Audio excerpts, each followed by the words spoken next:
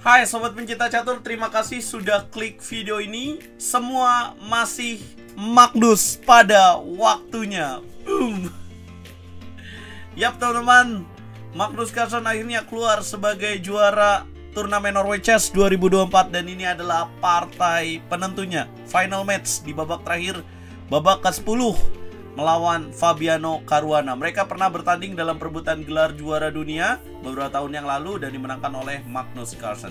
Teman-teman, sebenarnya penentuan juaranya harus dilakukan sampai babak terakhir karena ada persaingan gap 1,5 poin antara Magnus Carlsen dan Hikaru Nakamura. Tapi Praggnanandhaa mampu membuat Hikaru Nakamura harus berjuang sampai ke babak Armageddon Game, yang artinya dengan Magnus Carlsen melaju ke babak Armageddon Game dan sudah pasti dapatkan minimal tambahan 1 poin, Hikaru Nakamura tidak mampu mengejar. Teman-teman, bagaimana gamenya? Langsung saja kita bahas. Jangan lupa like dulu, share, subscribe, dan nyalakan lonceng notifikasi kalian supaya nggak pernah terlambat dari konten terupdate RL Chess. Magnus Carlsen memulai ini Armageddon Game bukan? Yap, benar. Armageddon Game dengan kuda ke petak F3, ready opening. Kemudian hitam mainkan kuda F6, putih C4, hitam B6, menjadikan perubahan pada opening ya. Kemudian kuda C3, gajah B7, D4, dan E6, menjadikan Queen Indian Defense. Berubah posisinya yang tadi ready opening dengan kuda F3 dengan variasi Kasparov, teman-teman. E6 dimainkan dan putih A3 mencegah gajah B4. Kemudian hitam langsung masuk dengan kuda M4.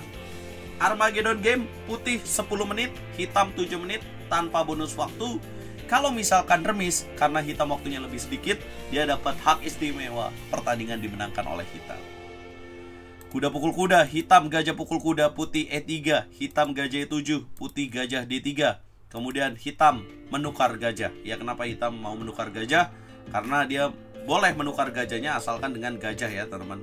Karena kekuatan dari gajah Fianchetto B7 untuk mengganggu sampai petak G2. Tapi kalau membiarkan putih memiliki gajah juga bahaya karena mengincar petak H7.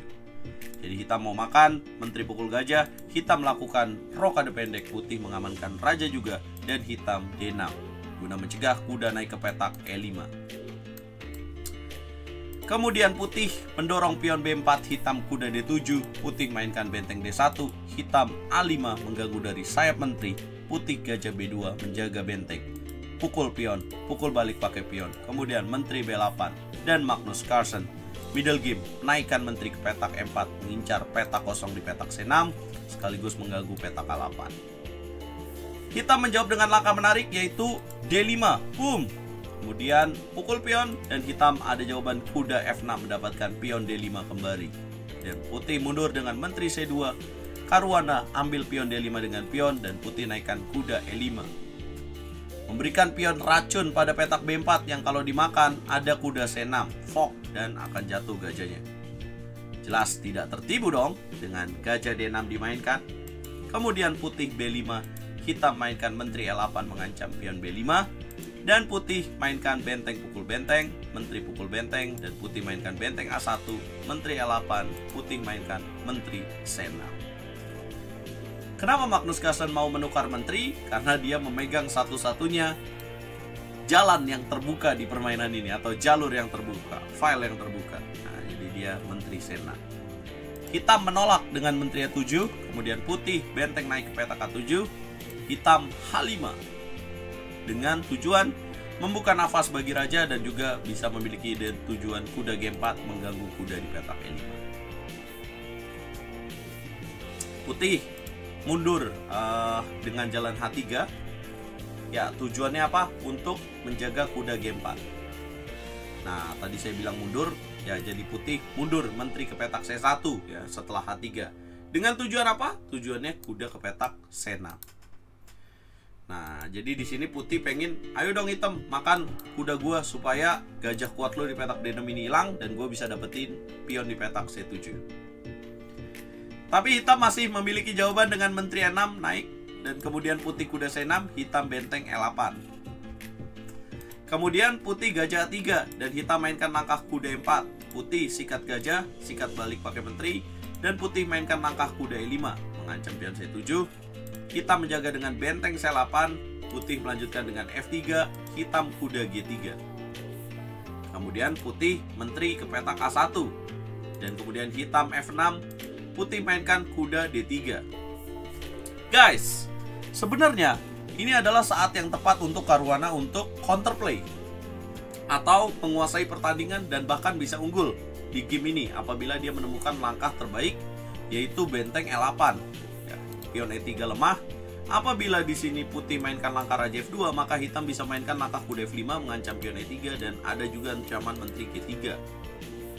Selain itu, kalau misalkan benteng E8 dijawab dengan langkah let's say di sini mungkin yang ditakutin adalah benteng A8, maka hitam bisa menjawab dengan langkah menteri F8. Ya, terpaksa tukar benteng dan ada ancaman pada pion E3. Ya, dan juga ada ancaman pada pion petak B5. Jadi double pawn. Dan hitam di sini bisa menang harusnya. Nah, apa sih jawaban dari benteng E8 ya? Sulit sebenarnya ya, dan di sini sebenarnya adalah kesempatan hitam untuk unggul ya. Tapi lagi-lagi dilewatkan. Mungkin menteri A3. Ya, tapi menteri makan menteri, benteng pukul menteri, benteng E3, raja F2, ada kuda F5. Dan kemudian apabila ada G4 di sini bisa jalan kuda ke petak D6 saja ya. Atau tadi ada yang berpikir kuda D4, ada benteng A8 dulu guys. Jadi nggak bisa, jadi harus kuda D6. Kalau dimakan maka ada kuda C4. Dapat lagi pion. Nah, tapi nggak tahu kenapa Caruana mungkin udah kena mental sama Magnus Carlsen ya. Dia malah pilih jalan H4 dan kemudian Magnus Carlsen raja F2, raja H7 dan ya nggak ada kesempatan itu lagi. Baru dijalanin benteng E8 dengan posisi saat ini malah bikin Magnus Carlsen unggul. Coba tebak apa langkah terbaik putih? Menteri C2 betul, kemudian benteng E7 dan tebak lagi langkah terbaik putih di sini teman-teman. Yes, ada langkah kuda ke petak E5. Boom. Yes, ada cek di sini. Kalau raja ke petak A8, benteng A8, skakmat. Kalau raja naik ke petak H6, menteri G6, skakmat. Kalau tutup pion F5, maka kudanya kuat banget di petak E5. Tapi hitam di sini menemukan langkah terbaik juga dengan jalan kuda E4. Skak dibalas skak. Makan, kemudian makan E5, makan D5 skak, dan kemudian E4. Putih mainkan langkah raja G1, hitam menteri D5. Putih mengambil pion C7, hitam sikat balik, sikat lagi pakai queen, queen B5, dan putih mainkan menteri F4 mengancam dua pion E4 dan H4. Hitam menteri B1, putih raja H2. Ya, menteri B1 adalah langkah yang salah ya. Langkah lainnya bisa memilih menteri D3 dengan upaya mengontrol pion E3. Menteri B1, raja A2, kemudian B5, dimakan pion H4, raja G6, kemudian dorong pion D5, hitam menteri D3, putih skak, kemudian raja mundur, skak lagi, kemudian G6, skak lagi, raja ke petak H6, menteri F8, raja H7, dorong lagi pion. Sudah tidak ada potensi untuk repetition check ya teman-teman. Skak bolak-balik tidak ada, dan kemudian menteri E7, dorong pion D7, Caruana menyerah dengan pion bebas dari Magnus Carlsen. Kalau dilanjutkan menteri E3, apa jawaban putih? Jaga dulu petak F4-nya dengan jalan menteri F8 dan kemudian baru promosi supaya nggak terjadi skak bolak-balik. Yap teman-teman, itulah yang terjadi. Dan dari partai lain, Pragnananda berhasil menang lewat babak Armageddon Game dengan 31 langkah melawan Hikaru Nakamura. Dan berapa hadiah yang didapatkan oleh Magnus Carlsen? Dari pertandingan no chess ini dia mendapatkan sekitar 65.000 US dollar ya teman-teman. Ini sekitar katanya sih 1,5 M ya. Kemudian peringkat 2-nya mendapatkan 32.424, kemudian 18.500. Peringkat 3 semuanya dapat hadiah ya teman-teman.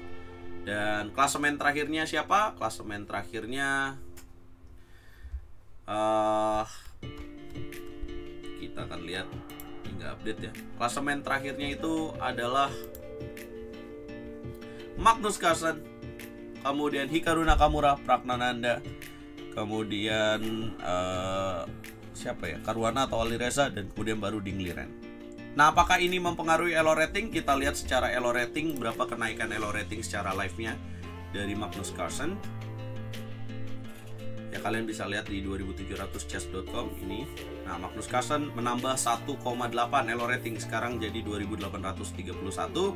Hikaru 2801 masih peringkat 2 dunia, naik juga, naik 7 lumayan tinggi ya. Dan kemudian Caruana 2795, pemain India Arjun Erigasi peringkat 4 dan Abdul Sattorov peringkat 5. Teman-teman, selesai sudah Norway Chess 2024 yang diadakan di kota Stavanger. Oh ya, dari kategori wanita juaranya siapa ya? Kayaknya Jue Jun deh, dengan akurasi yang tinggi.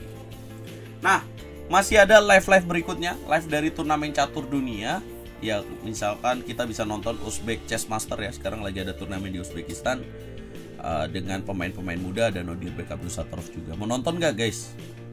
Atau kita akan nungguin turnamen yang diikuti oleh Magnus Carlsen lagi. Tapi setiap hari saya akan membahas tentang permainan catur. Jadi jangan lupa untuk subscribe, like, dan share. Dan aku mau ucapin terima kasih karena teman-teman sudah nonton di YouTube RL Chess dan membantu RL Chess untuk tetap jadi sponsor utama Liga Catur RL Chess. Dan sebagian besar AdSense RL Chess digunakan untuk turnamen itu, teman-teman.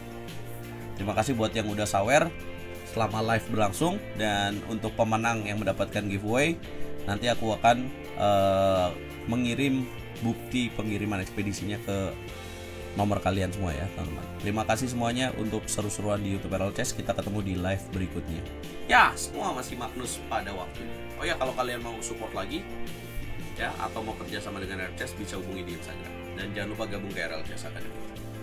Bye.